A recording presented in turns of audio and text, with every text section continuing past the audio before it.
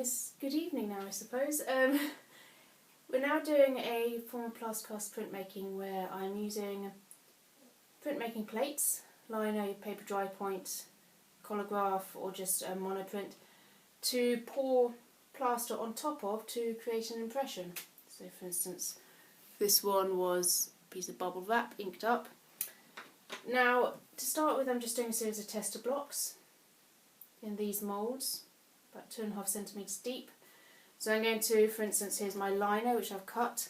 I am going to ink that up. That's going to pop into the block, into the mould, and then I'm going to pour plaster on top. And the plaster acts as the equivalent of the paper, so we're taking a plaster impression as opposed to a paper impression.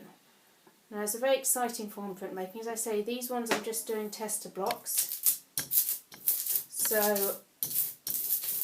we will just do small samples of each one, cast it, and then further down the line in the videos we'll start combining it. So this, as I say, is just a basic piece of lino, which I've made with certain tools.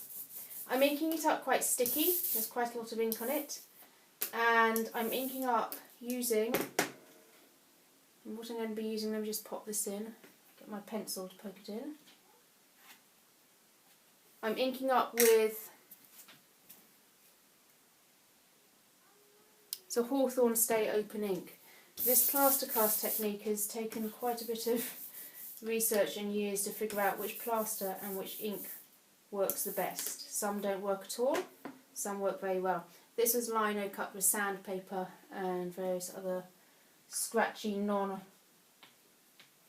sort of normal lino cutting tools. Got a little border here, pretty little border. This one is smaller than my mould size because I actually want to show you what happens there. In that goes. Mummy, why do you have wax crayons? You're about to find out, Gwyneth. Now this is just a piece of lino which I'm inking up solid black, and I'm going to treat it as a monoprint surface, so I'm going to draw into it with my pencil to remove some areas of the ink. So we'll wiggle that in there. Excuse me, sniffles. These are some now going through some household items. It's a piece of metal grid.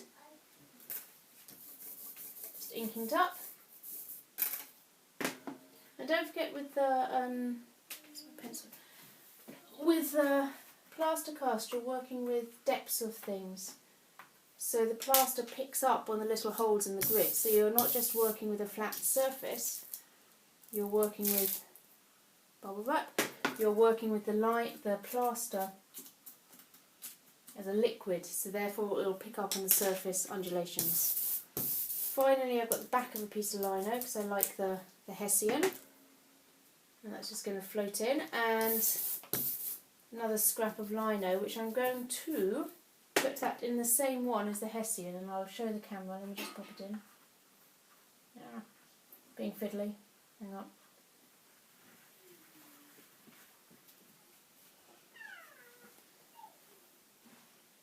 So you can see the two are in there together on top of each other. Finally, we have some paper dry points here. If you go back through my channel, you'll see how and what paper dry point is.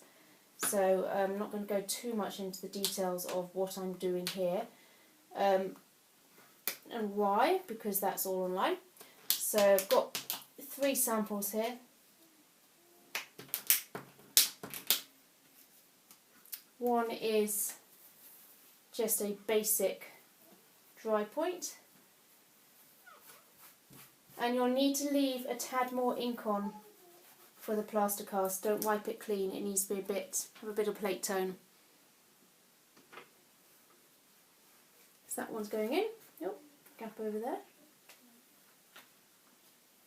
Then I've got this one, I just scrunched up.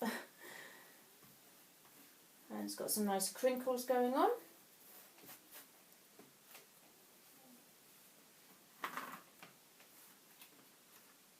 Like that one. These are 3 bit bits of dry point I've just literally torn up, and I'm going to leave some things like that where I've just literally, that's a really nice effect on the printing plate. So I'm just going to leave that one as is and pop that in like that.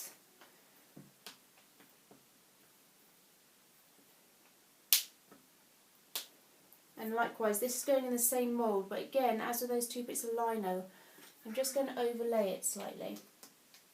I'll show you this mould at the end. And finally, I've got a very mini scrunched up piece of dry point here,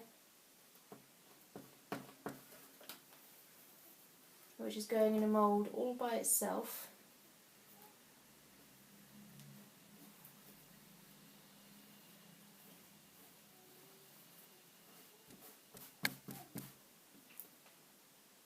I see it's a very dark one, and that's going in there. And last but not least, I am just torn up some bits of dry point here. Again, I'm just scrunching it up to a sort of very random shape. I'm giving it a kind of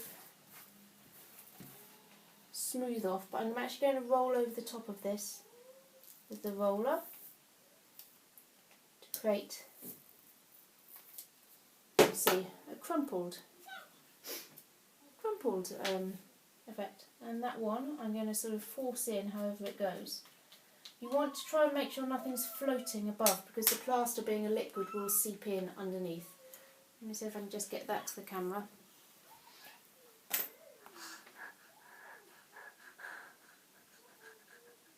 Okay, what I'm going to do now off camera, I'm going to mix up the plaster and I'm going to pour those in to a depth of about 1.5–2 centimetres to make nice chunky tiles. Then I'll come back and we'll peel and reveal them.